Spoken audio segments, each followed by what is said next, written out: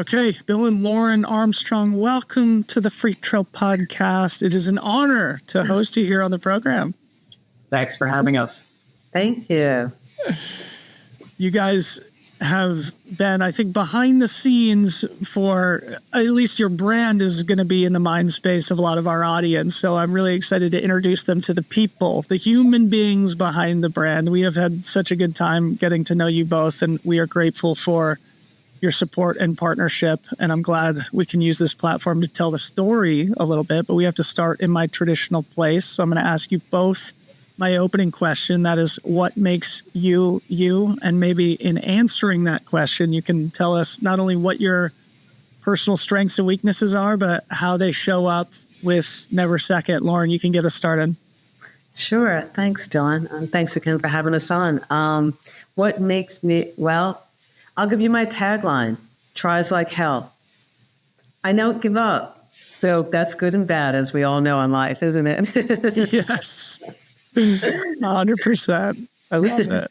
Bill, how about you? You know, it's going to be similar, probably tenacity. I think I always, over the course of my life, I've always tried to overachieve and exceed more than and do more than people thought I could do. And it's always been, I guess, a strength of mine. Effort. You guys are embodying the hustle mindset. And again, the reason I like asking that question is because I know it's going to show up later in our podcast. And in this case, I 100% know it's going to show up. That's a guarantee. Later. Yeah. Yes. So again, you guys own and operate Never Second. And I mean, in terms of just brands that have, I think, captured mind space in the sport recently, at least in the last couple of years, there's nothing that comes to mind to me more than Never Second. It went from being something I had never heard of to something I see all over the place. But I know this isn't your first project. And so I would love to set a little personal and professional background for both of you. I want to understand a little bit more about your partnership working together. So before Never Second, you had another business which you operated for, I think, about 20 years. So share a little bit about that story. Maybe, Loren, you could get us started. Sure.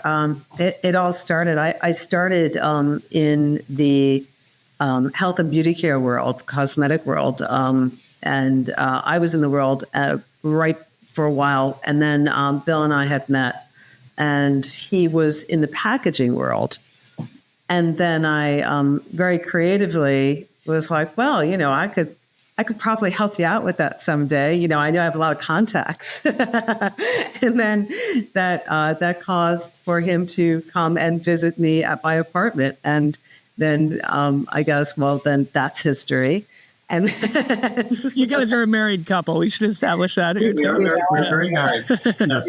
For a long time now, and then we, I had again in the cosmetic business, and then he was in packaging, and we formed a business together after we were married for some time. He was on his road, and we really just saw the market, and we really evaluated it. We're both, I'll have to say, very good at business, and we had a good insight of looking at it and saying, we saw where the business was turning. And it was at a pivotal time in business where a lot of the big corporations were downsizing. They were getting rid of their purchasing team, and it was all kind of becoming marketing. And we were like, well, if we form this together and put it to one business where we could handle everything, and we'll be your marketing, we'll be your buyer, we'll be your developer. So we were developing the formulations. We were developing the packaging.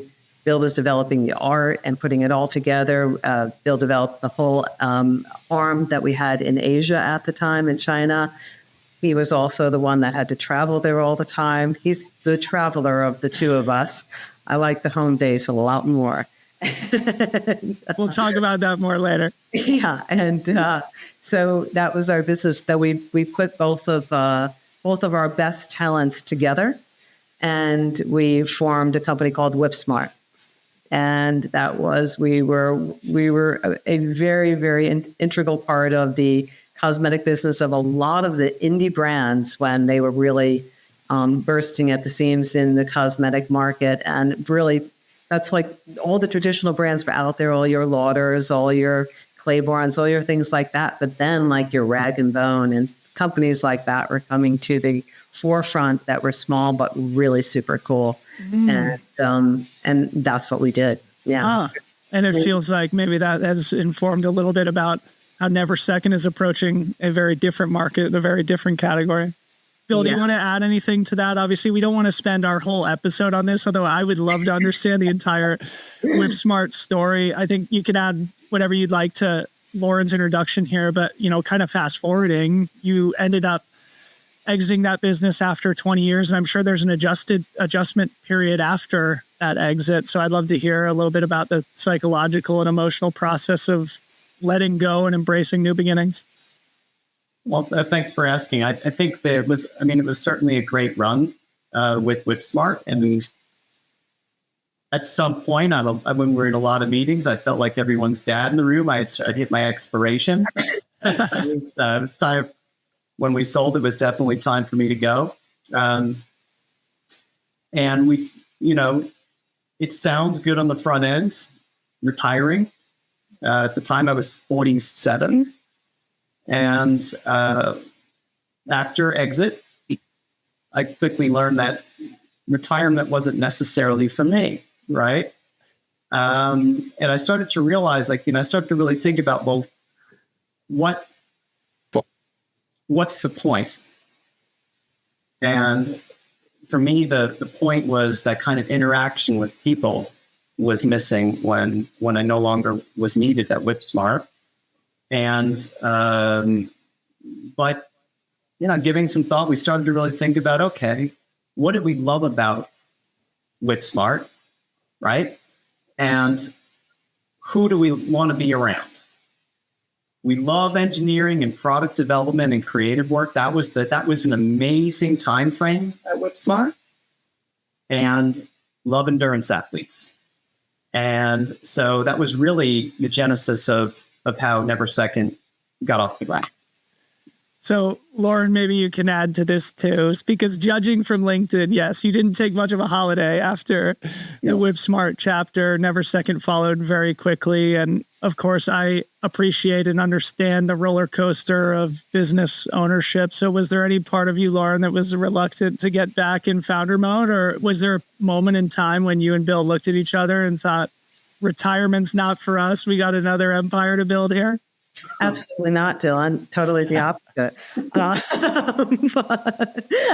I was still, because as you know, with business, I was still. It was COVID too, so it was a very interesting time in the history of the world.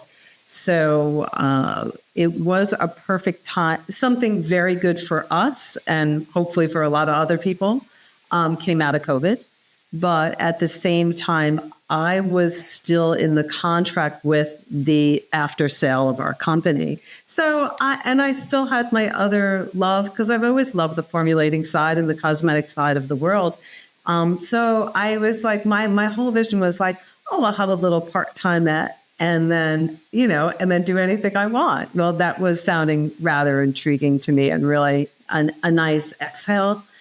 And then slow and behold, it was like, well, could you look at this? Did you hear that? And I was like, well, I'll listen into that conversation, because again, we're the founders. So we're the financial investors. Yeah. So we're doing all that. So I have to have like kind of one eye open.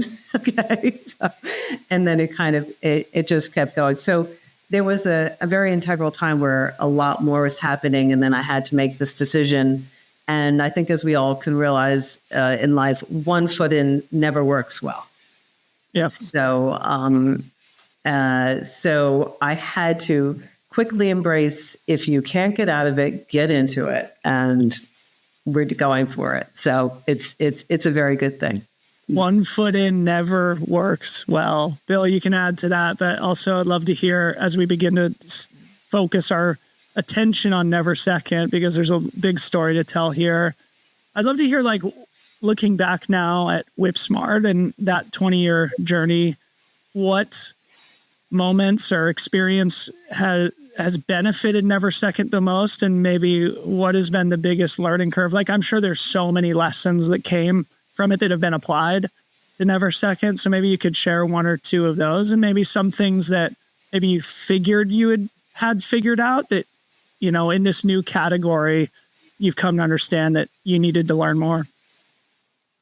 Well, I think one of the things that we learned from developing products for so many brands was not to make mistakes, because products are like little children. Once they go into the universe, it's hard to fix mistakes. And I think that was probably one of the real advantages we had as a business coming in, was that we know how to develop products, and we know kind of how to work with partners to make sure that we get the best out of them, and how about protocol, like how to make products that really stand out and excel in the market. Conversely, on the blind spot side, there were definitely some blind spots. So we were, and if you think about it this way, in our old business, we were working in a B2B way, business to business. We were developing products. We weren't out as a brand, which is public facing. And we also had a lot of blind spots coming in, for sure. And I think looking back on it, one of the other things we've learned is really kind of stick to your intuition. And the one thing we've really done, and I can say it very honestly, is we've done it our way. A way that is like uniquely ours. Like a lot of brands, for instance, are pushing on Instagram, and that's really their main experience for consumers, or connection with consumers, is digital. And we found ourselves at lots of events. We are at many, many events over the course of the year. And that's something that we've had to kind of decide on our own, that this works. Let's test it. And so we've made I think that's really one of the biggest insights that's come out of this, is the trust in our instincts. Yeah, I love it. And we'll come back and talk about your ubiquitous presence at these trail races around the country, around the world, a little bit later. So maybe first, though, Bill, I know at least you are a passionate endurance athlete yourself. Loren, I'm not sure how much that's been a part of your story, but maybe you could share. Like, to me, having gotten to know you guys a little bit, and especially your story, Bill, it feels like maybe this market is the market that the 20 years at Whipsmart was preparing you to enter. In other words, maybe this is more of a passion project. Am I touching on something there? I think you might be. I mean, for sure, as I was growing up, the people I always liked to spend time with were endurance athletes. They were like the real family that I had, right? And that hasn't changed at all. That's one of the realizations we've had as we've come into being as a brand, is endurance athletes are still the same. They're really communal. Yeah. They're usually wonderfully, kind people. I mean, I know I'm generalizing, but some of the nicest people. And they're healthy. They've got a good outlook on life. And being at events, we're at a lot of them, doesn't feel like work. Yeah, I mean, yes, it's really hard work for sure. But there's a lot of good things that come out of it. And just spending time with athletes, you've gotten to really know people in the field. It feels very natural, and it's something we really enjoy doing. Loren, are you an athlete too? Well, people are always telling me, well, what you do, you are an athlete. I'm not a competitor. In that sense, I was on team sports, but I'm not an endurance athlete like that. I've always been physical. I've always worked out. I sometimes can be called a gym rat back in the day, and I still do it. I love working out. I love being healthy. So I've always led a very healthy lifestyle, and there's always been some form of physical activity in my life. Yeah. Well, thank you so much for all that context setting. I want to talk about. Yes, please. I don't really know that pain cave like you guys, but well, we got to get you out to one of our races, Loren. Be happy to host you and give you a tour of the pain cave sometime. Okay, so as we begin to talk about Never Second, obviously let's focus for a second on the origin story, and maybe the best entry point here is to introduce us to Asker. You can drop. Bill, do you want to get us started on this? Sure. So Oscar has been with the company since the very beginning. And we were introduced by a gentleman named Zbigniew Slavchik. He is a kind of well-known in the triathlon circle. He's living in Germany right now. And as we started looking for a scientist to partner with, Zibby said, there's one person you need to talk to. It's a good friend of mine. And of course, being New Yorkers, we're from New York. We're always a little bit skeptical, right? We were like, okay, does that actually check out? And in Oscar's case, it actually does check out. He is a prolific scientist and a real, pioneer in the area of endurance fueling for the last 25 years. And from the very first conversation, we knew we had a marriage. And the way we saw it going in was, okay, Loren and I we can take everything from tell us what to make. We'll make a great product, but who's going to keep us within the rails? Mm-hmm. And, Oscar being this pioneer in the space was really able to kind of craft a unique foundation that NEVERSECOND really allows NEVERSECOND to kind of stand out above anything else in the market. It's really a system-based approach. And he's been with the brand for now 3.5 years. And we have some great innovations coming down the road. And there's no better person to be doing that with than Oscar. The reason I wanted to start there is because as soon as you get introduced to NEVERSECOND, you're introduced to what is the tagline, the motto, the philosophy, science first, never second, which is, of course, the origin of the brand and the name. So it seems like Oscar handles a lot of that science first aspect of the product, and you guys can obviously use your experience refining his formulas in some ways, but also then introducing it and commercializing it into the market. And as we've been talking to each other, it feels like the three of us and the extended family of NEVERSECOND and Freetrail think very similarly about brand. So you can expand on the science first, NEVERSECOND, how you arrived on the name. I just think it would be interesting for your fans, your customers, people who are maybe just being introduced to for the first time about like, what are the building blocks arriving at the NEVERSECOND brand and the importance it serves generally when you're trying to convey this philosophy to the world. Laura, do you want to take that one? You know what? I'm going to let Bill take that one. Not that I don't know it inside and out, honestly, but truly no one speaks better than Bill on it. I'll do my best. There's a lot of setup right there. So when we started the name, thinking about naming the brand, that was step one.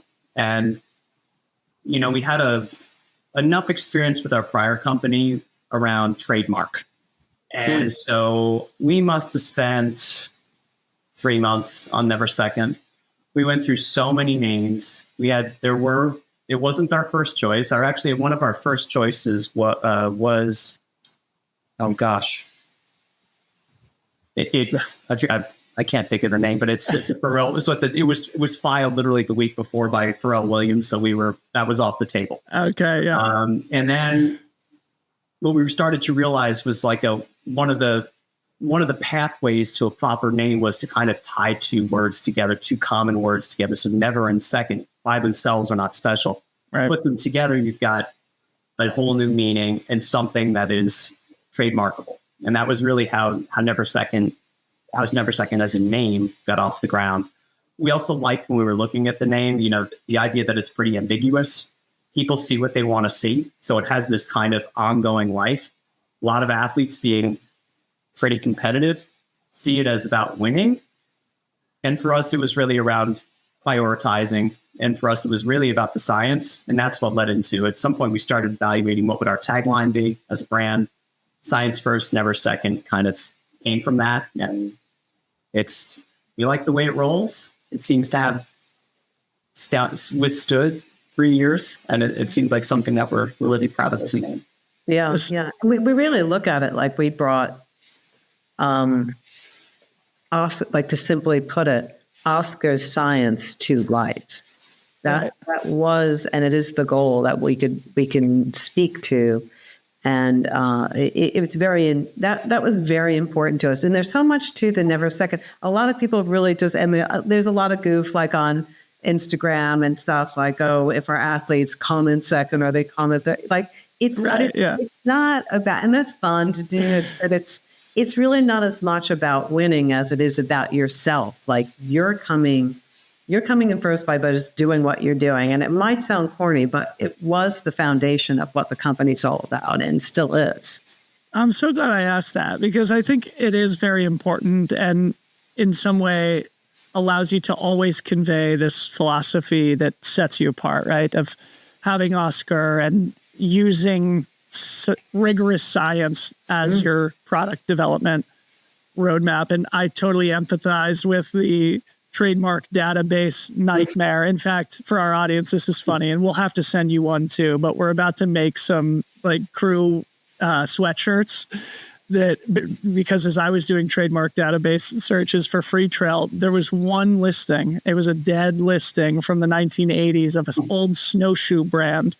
And their logo is very cool, like an old retro 80s logo with a snowflake. Anyway, we're repurposing it and putting it on a T-shirt as a homage to the original Freetrail. So, anyway, one of the hardest things you'll ever do is naming a brand because it's forever.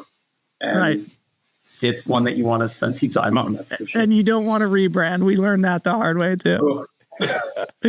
All right. So then, like, one thing I was curious about is nutrition science, fueling, carbohydrates. They're all at the front of everybody's mind right now. And I wondered, like, if there was anything about the moment of founding NEVERSECOND that in hindsight made it feel important, like the combination of the product and this zeitgeist at the moment that allowed it to be received so well. Because like I said, it went from me never hearing about the brand to hearing about it over and over and seeing Bill at every race that I went to. So I guess it's a question about market dynamics and maybe a tailwind that exists at the moment. But in hindsight, obviously we all benefit from hard work and maybe a little bit of luck too. Does it feel like there was a balance there? Anything about the moment of founding that was important to you guys, or an insight that you had about like, this is the right time to launch this type of a brand and product?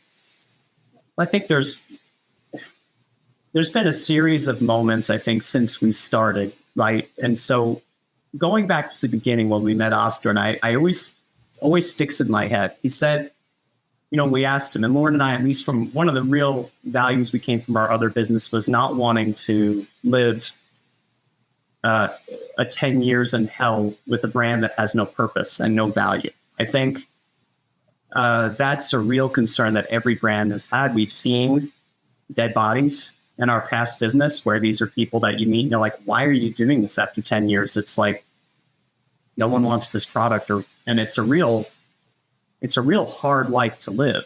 And so I think that's one of the real values we brought. Once we established as a brand, Oscar, when we kind of came to him and said, look, what is the real value that NEVERSECOND has that makes it stand above? And he said, Bill, I've been doing this for 25 years, and athletes in reality aren't getting, now this is 3.5 years ago. He said, athletes aren't getting much better at fueling. They're just taking different stuff. And it's really stuck with us. He said, no one really has a system for success that will help athletes, not just sell them product, but help them create and perfect a protocol that they can replicate to have better races and better training more consistently. And so we're system focused, not product focused. And I think that really stuck with us as kind of like, that's the aha moment that we were like, okay, this brand brings unique value. I mean, in our history as a brand builder with Whipsmart, we saw a lot of brands also pivot. They started as they kind of come into the market as the good guys, and they are very resolute on a specialty path. Like even take the original Power Bar, like they're coming in as kind of working out of car trunks at events in a very kind of grassroots way. And inevitably, a lot of these brands find themselves into mass market, for obvious reasons, but they're finding their way to those markets for, where you're seeing these specialty products at gas stations or convenience stores. And for us, I think, we thought about this also from Oscar, this idea. It was like, okay, what is the risk here? And for us, it was really a matter of, okay, we knew at that point we needed to stay intentionally specialty, intentionally niche, really serving the interests of endurance athletes by bringing them a system. But one of the real challenges for us as a brand is to do this while maintaining our integrity and staying in our lane, which I think staying in our lane is the challenge, because there will definitely be tests to that over the next 5 to 10 years for sure. That's so interesting. I'd love to have you expand on that maybe a little bit later, but I feel like we need to linger on this system-based approach, because it feels to me like the core of what sets NEVERSECOND apart. And we've done a lot of foundational work on your guys' background and on the brand, but really the product is the most important thing. So maybe, Loren, you could just give the audience an insight into how that actually shows up. Like, what does it mean that you take a systems-based approach? We take a systems base that first we wanted to make it simple to use, not to be confused, not to mix everything up so that you don't, at the end of whatever hour or session that you're in, you have no idea what you really did and perhaps why you have some GI issues. And we wanted to make it quite clear and easy. So we do everything in 30-gram carbohydrate intervals as far as what each product is based on. And we have a dot system that we work with too. So each dot is 30 grams. And then in each product, which is quite unique for us as compared to a lot of the market, is that we have 200 milligrams of sodium per serving. So that's really integral. And it really does separate us from probably most of the products out there. And that's all that you can build upon. So like, let's say our C30, which is 30 grams of carbohydrates, that you could make that, it's a module system in it of itself that you can work with. You can make that a C30, a C60, or a C90. And all of our products are based off of that, again, the 30 grams. With that, we also have a sodium booster. So if you wanted to add more, again, another module approach, you could add more sodium if needed. Of course, we're going to always have an asterisk to that it's nice to test your sodium level, sodium loss, so that you know exactly how much you might need to supplement. But we have the 200 milligrams because that's the bell curve of where basically what you should have per hour minimally extra when you're working out. So and that's in most conditions too. So that's basically what we do. And we use all of the same ingredients throughout all of our products. So it's not like you're going to have inconsistencies throughout any of the mix and the match. Let's say you want to have in your bottle, you can have a 30, you're also going to take a gel. Okay. So there's your 60 if you want to you want to have an average of 60 grams per hour, 400 milligrams of sodium per hour that you have. And it should just work really, really well and is proven to do so. So that's a good part of the foundation of our system. I'm sure Bill might want to add to that foundation, but that would be really, that's really, I think the nice part of what we do is that it can all be used in any way together as far as the modularity of the products. Simplifies things too, Bill. Did you want to build on that? Sure. I think one of the other important points is that all the products use the same carbohydrate composition. Mm-hmm. So we use 2-to-1 glucose to fructose in terms of our carbohydrate composition, regardless of product. So they're meant to be mixed and matched. To Loren's point, we use 200 milligrams of sodium per 30 grams of carbohydrate. This allows you, as you start to stack products. So it's important to note in saying that endurance fueling guidelines are largely based, the global guidelines are largely based on 30-gram increments of carbohydrate, and that relates to duration. So as duration gets longer, you need more carbohydrate intake per hour. The intervals for carbohydrate intake are in 30 grams. And so all of our products use 30 grams as opposed to arbitrary values. When you look at a lot of the other products in the market, they're using arbitrary values. And to Loren's point, it's very hard to keep track and keep count 4 or 5 hours in. If you're into a ultra and you're out for 18 hours, you may know what you did at hour 2, but you don't know what you did at hour 11. Yep. And a lot of the problems that happen in those longer events are the result of losing track over a long period of time where real deficiencies can happen. And so we allow athletes to much more easily manage their intake, calculate their intake, perfect their intake so that on race day they know I'm taking 2 servings or 3 servings or 1 serving per hour. I've got everything I need, both from a carbohydrate perspective, a sodium perspective, and a fluids perspective, which are really the 3 critical ingredients to feeling success. Yeah, and that's where I was going with my comment on it simplifying things. It does become a lot easier to keep track of the arithmetic in your head about the various concentration of carbohydrates and sodium that you've ingested over the course of many, many hours. Maybe, I don't know if this is best for you, Bill, but kind of coming back to the science first, never second, you mentioned the 2-to-1 ratio, glucose to fructose. I'm not sure a lot of people understand where that came from, so maybe you could build off that, or you could provide another kind of practical example of how science is guiding specific product decisions.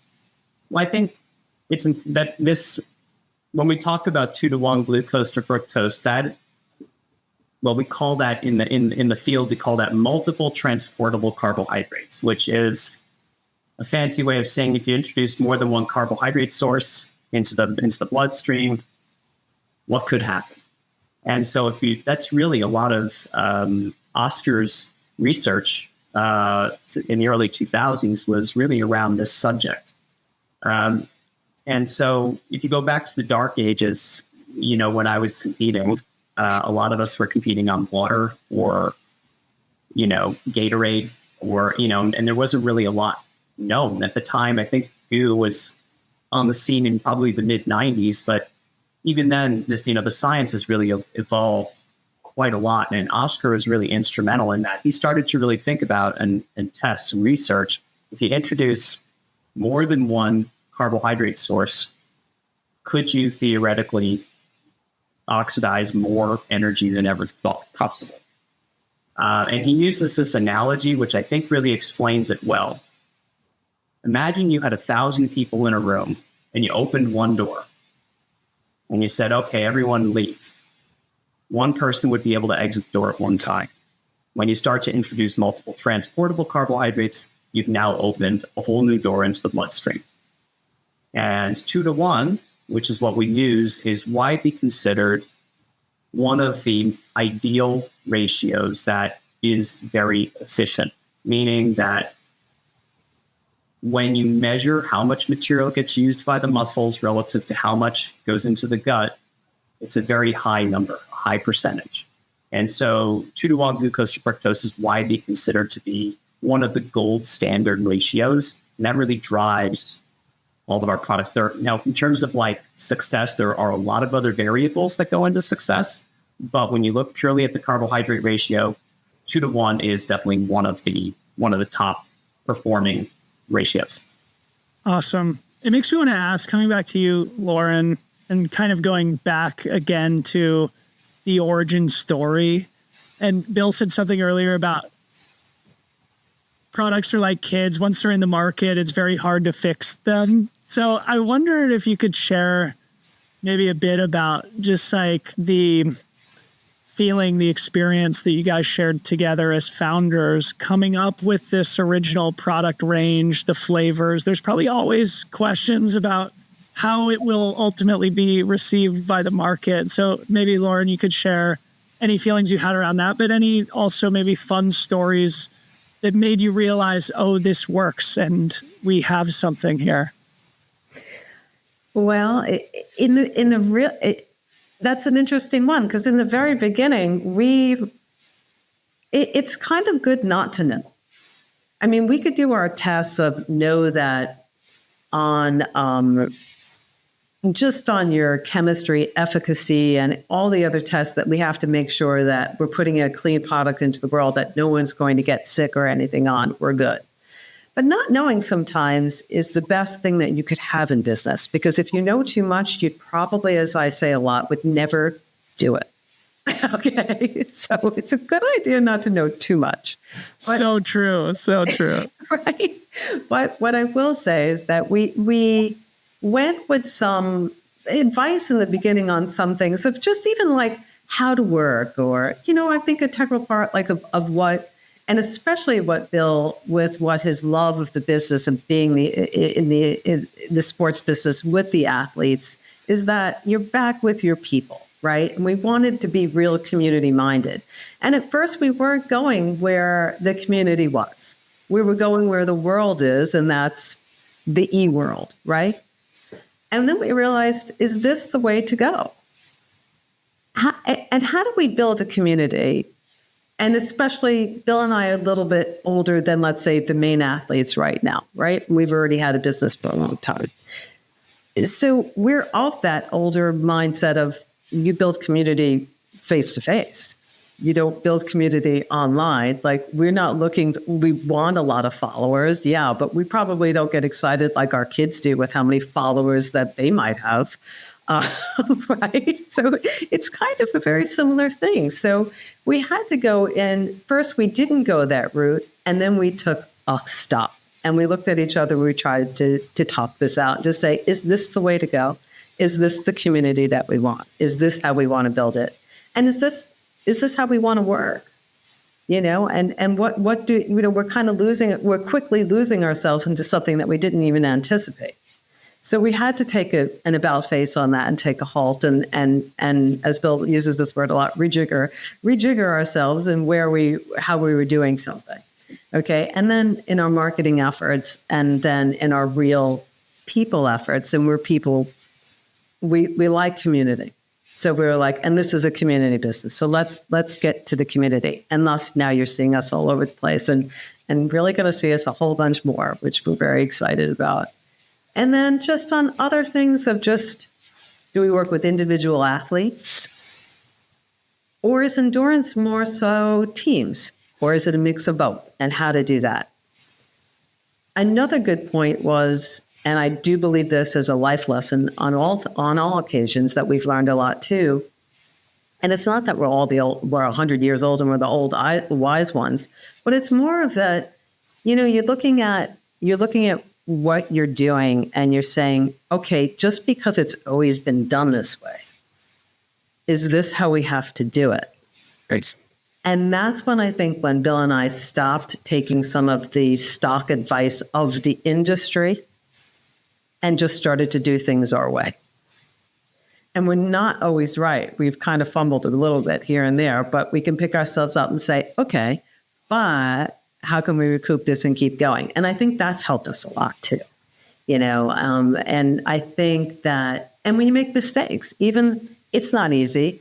I think branding we've done, and Bill, just so you know, Bill's background, he's done a lot. He does all the artwork, everything that you see. Bill came up with the logo, came up with everything. It's just, wow. Our packaging is, I think, of course, phenomenal. So you're in like Adobe Illustrator there, Bill? Yes. You're an artist? Yeah. My comfort zone, Yeah. Yes. Are you left-handed, Bill? Right. Right-handed. Okay. Yeah. But yeah, so, we have, we've kind of taken, and that's where it's like, when we can use our own assets, and that's of our own person, we put that in, and we do all of that. And that's where it's like, that's how we kind of just put our thumbprint on it, and that we really like it. But we did make mistakes. Let's say the top of, I'm more than happy to say one of our flubs in the beginning with our packaging, it was a little bit harder than it is now to open up the top. Okay. And that was a big thing. A little, we'd get some complaints on it and then never feel as good as a brand. And we were really, you take those things personally and just like, oh, how bad is this going to hurt us or not? And everything is not, you can recover, but it's how you do it and what you do. And you test right now. Now it's measure more than twice. Now we're really measuring and we're, before we make that cut. And we did come up and fix it and we changed the top. And that was a big deal. And it wasn't easy to do, but you have to do it. And those are the things that you look at and you have to own it, own the mistake, move forward and fix it right. So much good stuff in that answer, Loren. Bill, I'd love to give you a chance to build off of it because it feels like you two could go back and forth on these types of topics all day. And Loren obviously just gave us a plethora of amazing insight into building a brand and business. Is there anything you would emphasize or build on? If you want to ruin my day, find something wrong with the product. That is the killer for me. It's a dagger. When someone says I got cut on a gel or something, it's like an absolute day ruination for me. Yeah. The little things that's really, especially on the product side, because we had so much experience, we're supposed to be really good at it. Yeah. And yet even today, I had someone tell me that the sharp edge on one of our gels cut his cycling jersey, ruined my morning. Because I felt terrible, about you take that things. Stuff so personally. Yeah, you do. Well, you do just because it's really just because you want them to have a really good experience, right? Yeah. And we're always thinking in the gel. Loren brought up the case of that gel top. It's a small thing, but I can tell you when someone's mad about it, they're really mad. And we used to, for that transition period, we got a number of emails from frustrated consumers. And yeah, for us, it's these little blind spots are the ones that, unfortunately can take a lot of focus, but we know, especially with Instagram and with the way people share information, if there's, we want to make sure that we have a product that where problems and mistakes or the little details that may not appeal to everyone stay at a small level and stay under the radar. So these are the things that keep us up at night. I know it's not important. These are seemingly small things, but they keep us up at night for sure. But conversely, it's unbelievable. We work with Reviews.io and we get tons of reviews. And it is so inspiring to see what people will take the time and write. Yes. I'm amazed. It makes me now do it just the same. Like it's like a pay it forward, because when you like something, you should let someone know. It's just like a compliment in real life, right? So it's really a wonderful thing. It is. We don't have a product like you guys do, but when I get the random email from somebody who enjoys Freetrail, it's just the highlight of the day or the week. That's great. Okay. It makes your day. I have to say it definitely is one of the things that really keeps us going is the feedback from the community. And it's both in writing, and then also we just get a lot of people that just come up to us and say, hey, this is it for me. This is all I use. And I love it. Love what you're doing. And not that we need the accolades, but it does definitely keep us going and keeps us on our path. Fantastic. Okay. So coming back to the novel way in which you've been building community. We teased this earlier, but Bill, Y Combinator, the famous technology incubator here in Silicon Valley, has the famous phrase of doing things that don't scale. And we were joking about how nobody goes to more races than me except Bill Armstrong, who I saw all over last year. So maybe just share a bit about just like the hustle and like the blocking and tackling of getting the brand off the ground and how you have been building that physical community at events in the trail space. Well, I think it all starts with the product. We knew that if we have good products, I mean, if you just take a look at it at face value, if you have great products and if people use it and like it and it's affordable, it will resonate. We've got so much feedback from athletes. So, in the beginning that the products were really amazing and that they were better than anything they've ever used before. And so, however, being 50 something and pushing, talking to people on Instagram and through email campaigns, you can really see it. They're doing it for a while, that there's some real limitations. And you're competing with brands that have very little credibility, very, very strong messaging, most of it incorrect and inaccurate. And so you're competing in the land of confusion, right? And most athletes are confused. You do see that at races, a lot of athletes will come to us and tell us what they're doing. And there's usually a lot of confusing information that they've received. And so I think just kind of looking at it logically, we were like, okay, we know events are important, but how important are they for us? And so Loren and I guess both espoused to test and learn as a way of doing business. And so last year, we decided to do 32 events in the U.S. We did maybe 6 or 7 in Europe as well. U.S. is our biggest market in the world. And show up. And in the beginning of the year, 15% of the people knew who we were. By the end of the year, and this was mostly in cycling. This is actually 2 years ago. 2 years ago, we were doing cycling events. By the end of the year, maybe 80% of the audience knew who we were. So we knew we were making progress at a very small level. Yeah. Last year, we really started pushing in trail running. We've really used trail running as our main focus within running as a sport. And we wanted to test last year and say, okay, will trail runners feel the same, embrace us the way cycling has? You don't know that until you do it. Mm-hmm.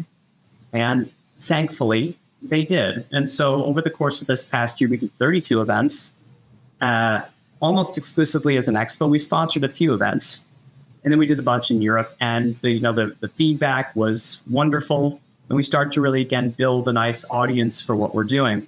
Coming out of 2024, we were like, okay, now we need to kind of do this at a whole other level, which is sponsorship of events across all sports on a much bigger scale globally. And so this year, as we move into 2025, we're working across triathlon, trail running, off-road cycling, road cycling, both in Europe and the U.S. A lot of the key races will be there, 70 in the U.S. in total and 30 in Europe. So it's tripling. We've added some resources because I can't do that alone. And so we need some help. And we've hired some amazing people, and both in Europe and the U.S. And I think we're poised for a pretty special 2025. And we are grateful and honored to have Never Second products on course at both of our races, the Big Alta and Gorge Waterfalls, which are coming up here very, very soon. So I want to pivot and talk about athletes and teams too, because I know there's some good stories here. And maybe let's start with the teams thing. And I might be wrong about this, but I think the product, as you just mentioned, Bill, like it was originally adopted by cyclists. And I think like the World Tour teams were integral in the early days, and maybe even were part of you identifying the opportunity and creating the ice gel, which has been a big topic of conversation in trail running as well. So maybe get us started on this, whoever is best to answer it. I'd love to just kind of hear that history as a fan of the Tour de France, like how your product was originally used by those incredible athletes. I think when you look at our beginnings, we went with what we knew or whatever we had. When we were together as a brand in the beginning, it was Oscar and Zibby and Loren and I. And in the beginning, it was like, who knows someone? And Loren and I had no experience in sports. We were like, who do you know?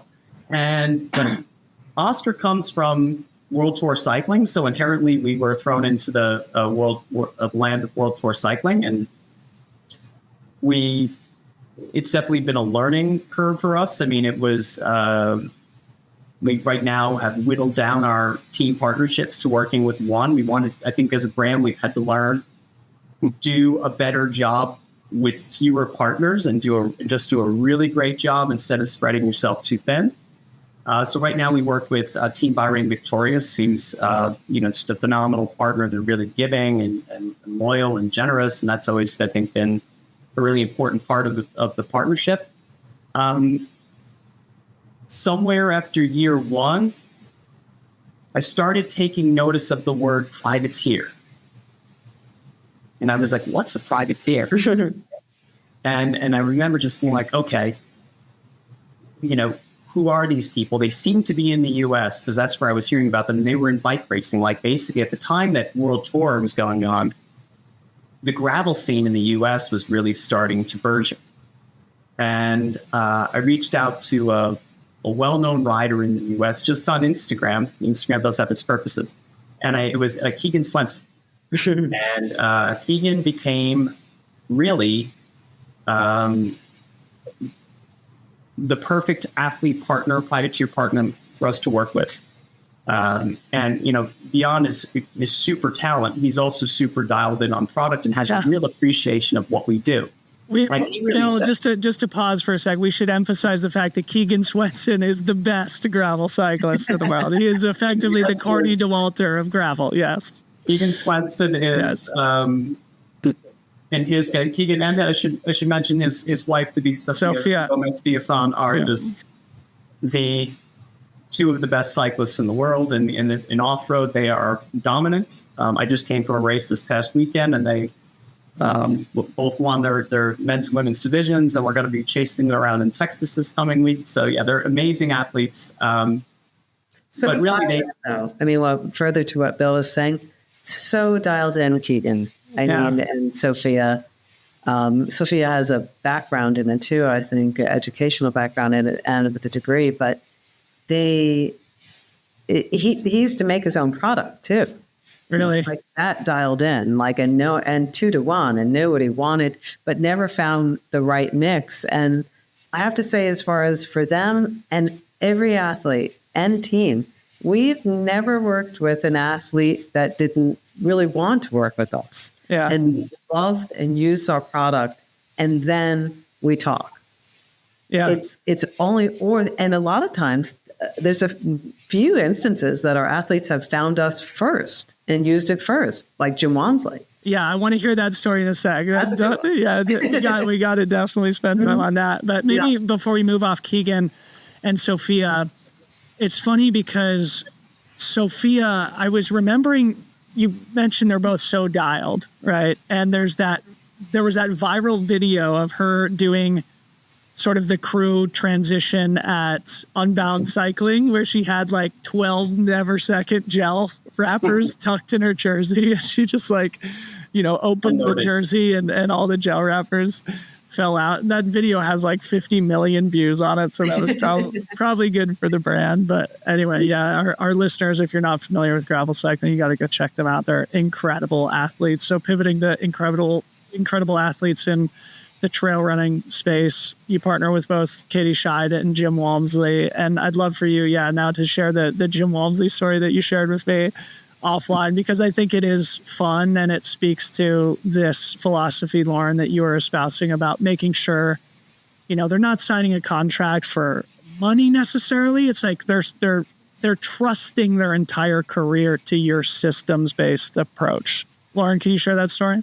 Sure. And I would like to say our first runner of all times is the OG Joe Gray. Okay.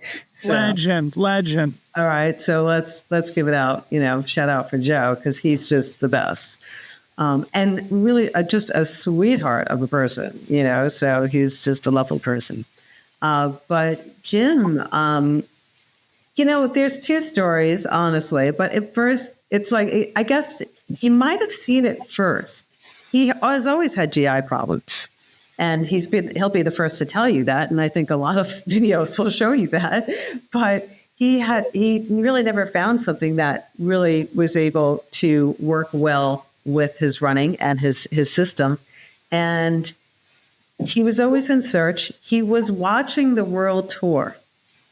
So we have to say, sometimes we wonder, is it worth it with the World Tour or not? And he was watching the World Tour, and I think it was Jumbo was using that. And he was like, what is that? What are they using? Okay. And it was some of the really good riders. And so that caught his eye. And then he used it, I believe, Bill, right, for what race was that? Like he bought some and was training with it, used it for which race? I want to say Istria. I want to say it was Istria. Yeah. And he did so well on that. And then he just kept buying it. And I wasn't really very familiar with him at the time. And it was very funny. And I'm just like, who is this guy spending a lot of money on our site that I see a lot? And I'm like, and I'm finally with the answer to go, who's Jim Walmsley? Okay, so I'm letting it out of the bag of how much I know. So, and then he was like, that we were talking about, I was like, well, he's a heck of a customer. And then sure enough, before UTMB, 23, he contacted us and just in just the most humble of ways. Hi, NEVERSECOND team. Just wanted to introduce myself. I'm Jim Walmsley. I don't know if you know who I am. And then, he's like, here's my race resume. I'm going to be, no, I'm going to be running UTMB. What do you think? And then Bill was like, oh my God. And then, so this was like a wonderful thing. And then we sent him, of course, a whole bunch of product because we are global too. So we have a distribution center in the Netherlands, and we have one here, of course, in the United States. So we were quickly shot him over some product where he was staying in France, as we probably all know. And he wasn't an athlete. He wasn't a signed athlete or anything then. He just used our product.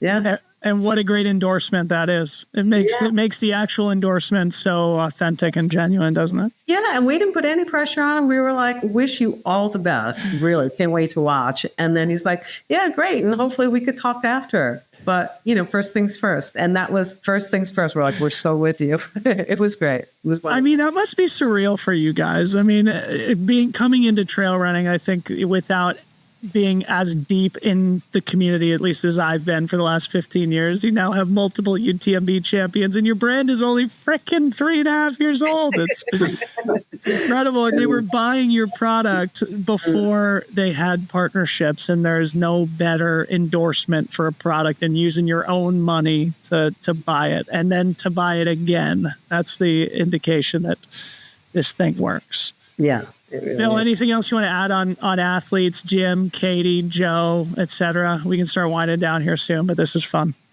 No, I think our athletes, gosh, when we're at races, I feel like we're chasing after our kids too. It feels that way to me. I mean, I think one of the things we've always tried to do, and what's really amazing about the endurance community is this connection between the top professionals and the everyday amateur athletes and everyone who's involved with the sport. And so that's been one of the other real great, I think, joys that I get out of being at the races is, I'm nervous. I'm a wreck before they race. I'm an absolute wreck. Yeah. And they're like our kids. You're like worried what's going to happen. This past weekend for BWR, I got a band. Going into the race, I'm pretty nervous before them. I want it to go well. And so there's a little bit of that, which has been a really... I'm home, and he's FaceTiming me. It's like, okay, you ready? You ready? Here's the story. We're chasing them around has been a real joy. And it's something we're going to keep doing and doing a lot more. We have some great new athletes that are coming on board as well, which we're really excited about. Yeah. Can't talk about them yet, but we're really excited. We have a wonderful roster, as you know, and adding on the new runners as you know who they are too. Like it's just between Danny and Rod and MK. I mean, they're just all great people. So it gets funner and funner. But I will add one thing.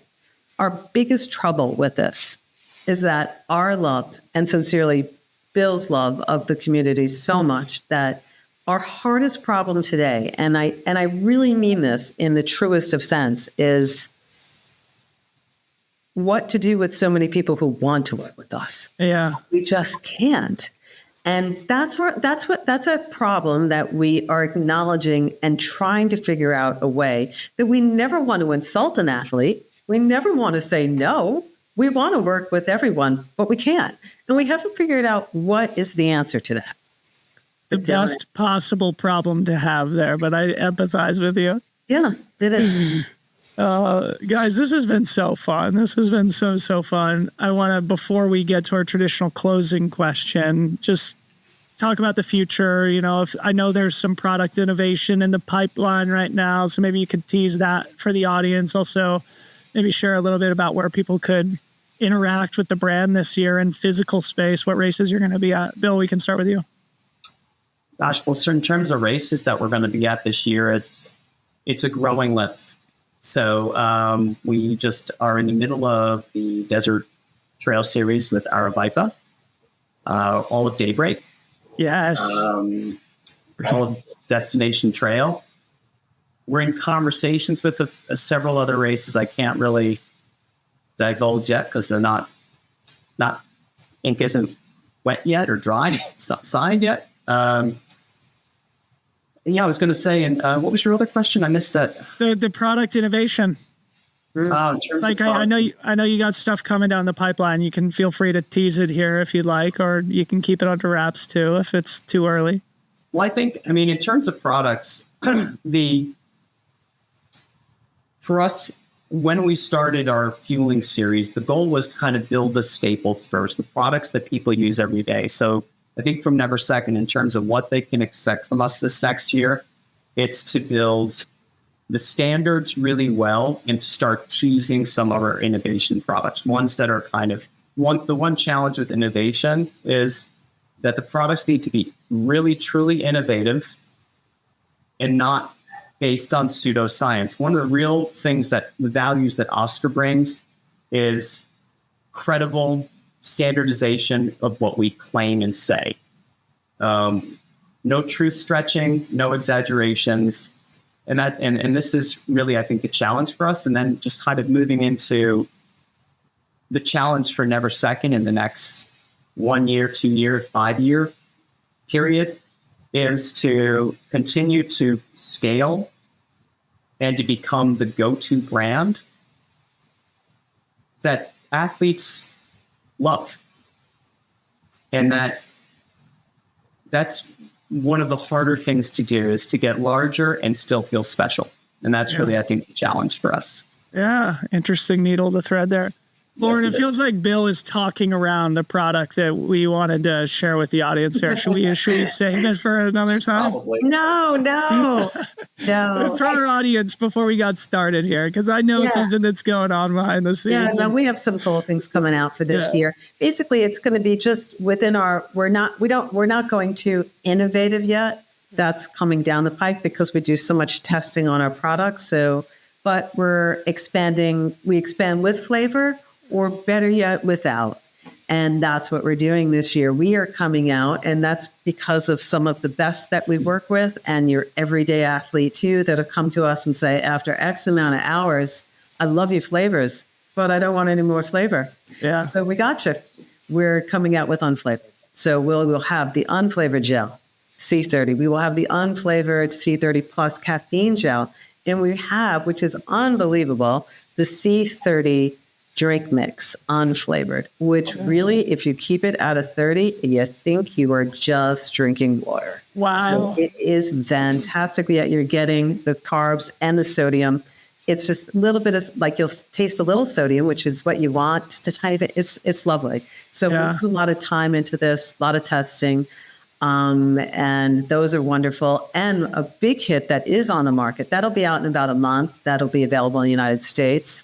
Readily available and in Europe. And at the same time, we have out right now is our new lemon bar. And it seems to be everyone's new big go-to hit. Oh, send me some of those. You got it. You will have those soon. Yeah, those are lovely. So that's what we have for this year. Yeah. So before we got started here to our audience, we were saying, oh, should we talk about the neutral? And Bill being a perfectionist, he's like, and Loren said, hey, Bill, don't worry. It's a winner. We're talking about it. I can't wait. No, this is going to be, it's going to be great. It goes back to that. Not 1 foot on that one. Okay, yeah, exactly. Yeah, not 1 foot in. I love it. That'll be the lesson of today's show. And I mean, your flavors are so freaking amazing. I mean, I'm sure there are some people who get palate fatigue. I haven't experienced that myself yet, but I'll make sure to get the neutral in my rotation here also. Guys, this has been so fun. I could do this literally all day. I'd love to just like maybe some other time we can talk all about the whole Whipsmart story because, I'm sure there's some fun anecdotes to learn from you guys there. But I close all these episodes with the same closing question for everybody. I'd love to get both of your contributions. That closing question is just, who is one person that you admire? Can be inside or outside of sports, living or dead. Why do you admire that person? Who wants to go first? Loren's going first on this one.